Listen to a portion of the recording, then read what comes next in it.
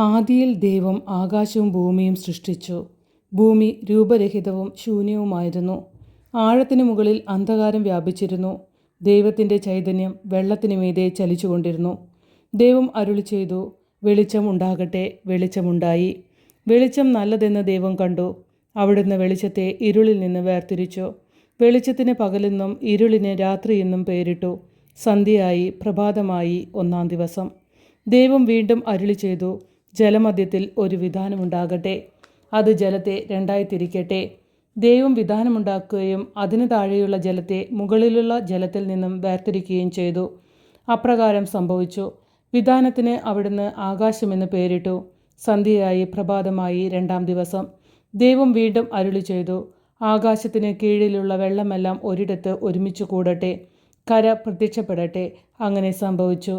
കരയ്ക്ക് ഭൂമി എന്നും ഒരുമിച്ച് കൂടിയ ജലത്തിന് കടലെന്നും ദൈവം പേരിട്ടു. അത് നല്ലതെന്ന് അവിടുന്ന് കണ്ടു.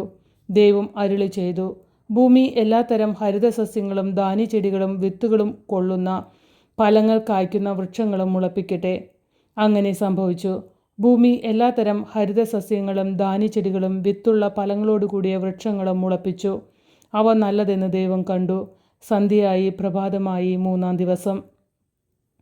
ദൈവം വീണ്ടും അരുളി ചെയ്തു, രാവും പകലും വേർതിരിക്കാൻ ആകാശവിധാനത്തിൽ പ്രകാശങ്ങൾ ഉണ്ടാകട്ടെ. അവ ഋതുക്കളും ദിനങ്ങളും വർഷങ്ങളും കുറിക്കുന്ന അടയാളങ്ങളായിരിക്കട്ടെ. ഭൂമിയിൽ പ്രകാശം ചൊരിയാൻ വേണ്ടി അവ ആകാശവിധാനത്തിൽ ദീപങ്ങളായി നിൽക്കട്ടെ. അങ്ങനെ സംഭവിച്ചു. ദൈവം 2 മഹാദീപങ്ങൾ സൃഷ്ടിച്ചു.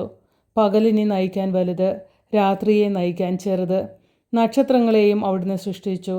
ഭൂമിയിൽ പ്രകാശം ചൊരിയാനും രാവിനെയും പകലിനെയും നിയന്ത്രിക്കാനും വെളിച്ചത്തെ ഇരുളിൽ നിന്ന് വേർതിരിക്കാനും ദൈവം അവയെ ആകാശവിധാനത്തിൽ സ്ഥാപിച്ചു.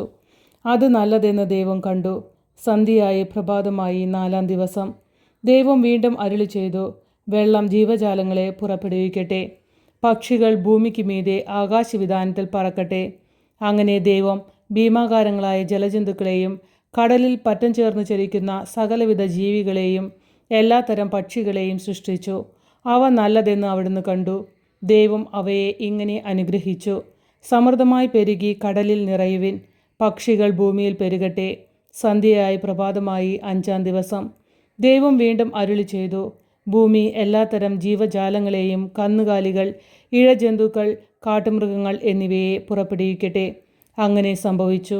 അങ്ങനെ ദൈവം എല്ലാ ഇനം കാട്ടുമൃഗങ്ങളെയും കന്നുകാലികളെയും ഇഴജന്തുക്കളെയും സൃഷ്ടിച്ചു. അവ നല്ലതെന്ന് അവിടുന്ന് കണ്ടു.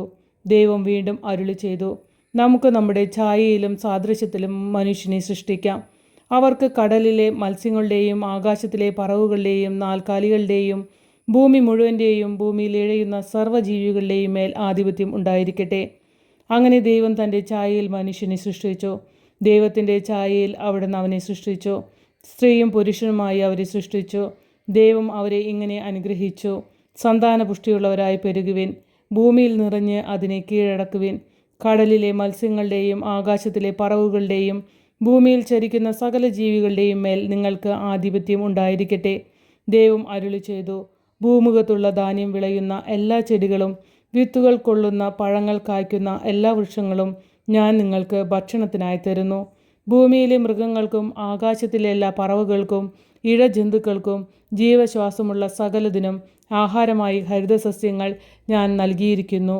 അങ്ങനെ സംഭവിച്ചു. താൻ സൃഷ്ടിച്ചതെല്ലാം വളരെ നന്നായിരിക്കുന്നുവെന്ന് ദൈവം കണ്ടു.